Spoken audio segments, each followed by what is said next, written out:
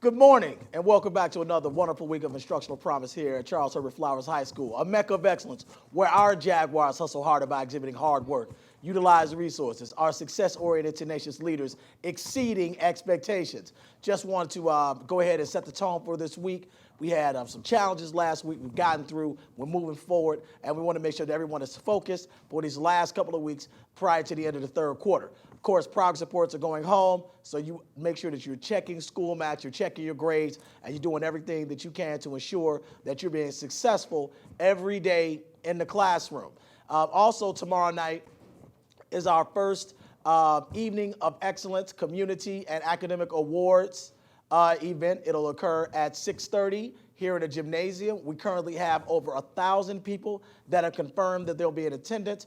We'll celebrate students who have gotten GPAs over 3.0 for first and second quarter. We'll celebrate staff and faculty members that are doing an outstanding job in their role. We'll also celebrate community members who have focused on supporting the Mecca of Excellence and ensuring that we do everything that we can to ensure that our kids graduate college and career ready. So that's going to be an outstanding event.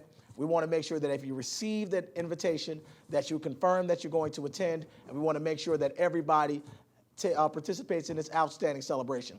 So that'll be tomorrow. Next Tuesday, actually, we're going to have our State of the School address. This will be our fourth annual State of the School address, and in this address, I will talk about the budget that we're receiving next year, our instructional goals that we'll be using next year, and how we're going to use the funds to help us to meet those instructional goals. So that'll actually be next Tuesday at 7 o'clock. It's important that you guys know what's going on at your school, so try to carve it out into your schedule to participate in the State of the School address next Tuesday and the Evening of Excellence. If you have received the invitation, that will be tomorrow night. Want to make sure that you participate in that as well. So the most important thing that goes on during the 4 years in high school is that you kind of spend time exploring those things that you like to do so that you can have an idea of what your future looks like. So those students who have a clear understanding of what their future, what they want their future to look like, are the ones that you see that are doing well.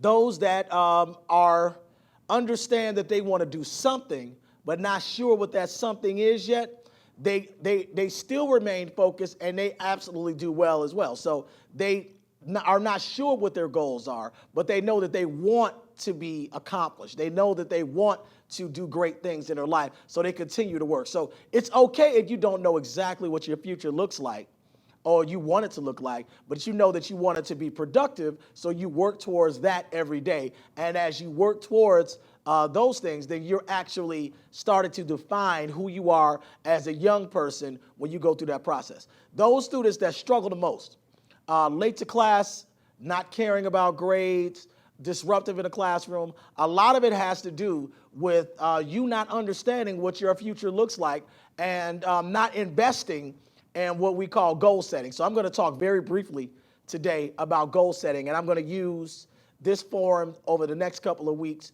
to talk about the importance of goals and setting goals. So I know this is not the first time anybody's ever talked to you about goals, but what you don't understand that is the older that you get. So when you're younger, most of us wanted to do well in school and follow directions because we want to please our parents. And it was very important that we did well in elementary school and even into middle school because, you know, we like that extrinsic motivation that we received from our parents.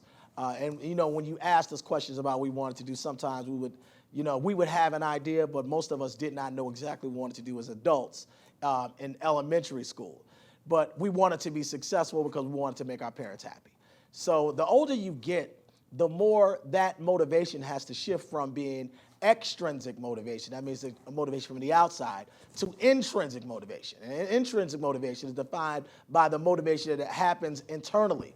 Now, that intrinsic motivation is based on what drives you. What are you passionate about? What are those things that make you happy?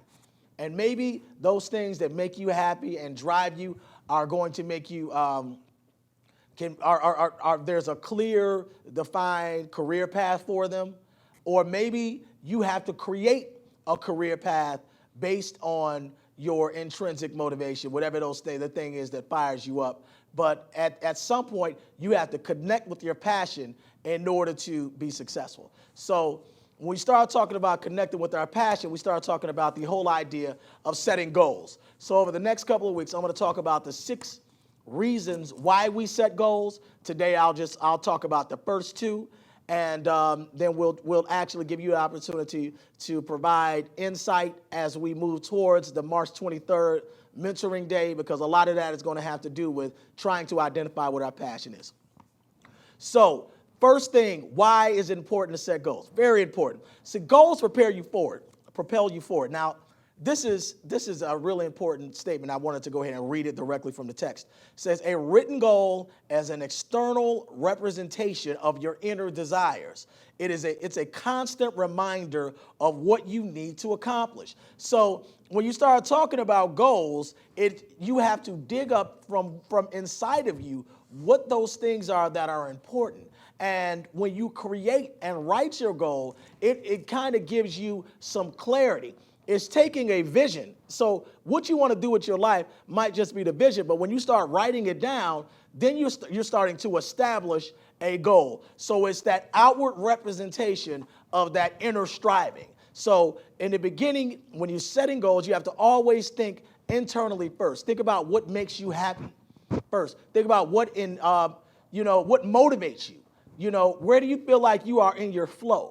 And that will help you to identify what your goal is. I see sometimes when I come up here and I do announcements, I see people who are really intrigued, that are doing a great job with investing in this whole thing around TV productions, and it looks like that might be what they're intrinsically motivated by. And they go on and they do internships.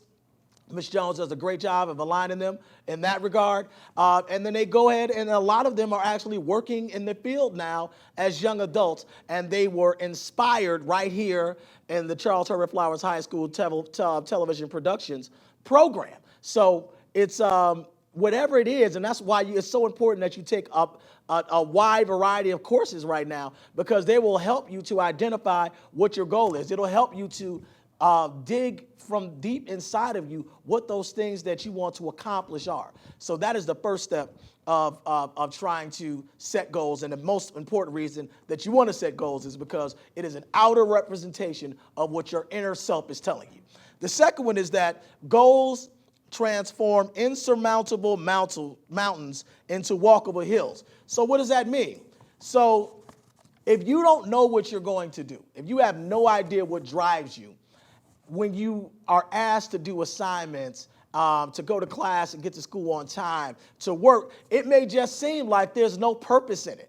It may just seem like you're doing all of this work, but it's an insurmountable hill. It's not something that you're driving towards. But once you set a goal, then you know that everything that you do is moving you towards that goal. So if you think about climbing a mountain, when you walk up that first steep hill, you can see the top of that mountain.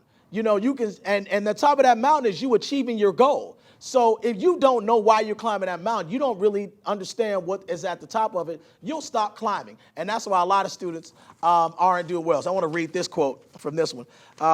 Proper goal setting can help you break larger and intimidating aspirations into smaller, more achievable stepping stones. So make sure that as you're setting your goals, that you're beginning to think about 6 months, 1 year, 5-year, and 10-year plans as you think about your goals. So we'll spend a lot more time talking about goal setting as we move towards the March 23rd Mentoring Day event that we've been hosting for the last 3 years now. So with that being said, it's been a wonderful, wonderful opening to this week. I know we're going to have an outstanding week here at Charles Herbert Flowers High School. Make sure you get to class on time. Make sure you're not leaving campus to go and get lunch. Make sure that you are not walking the hallways. Make sure that you're focused on achieving your goals. That being said, I'm your principal, Mr. Brown. Don't have a good week. Have a great week. Thank you.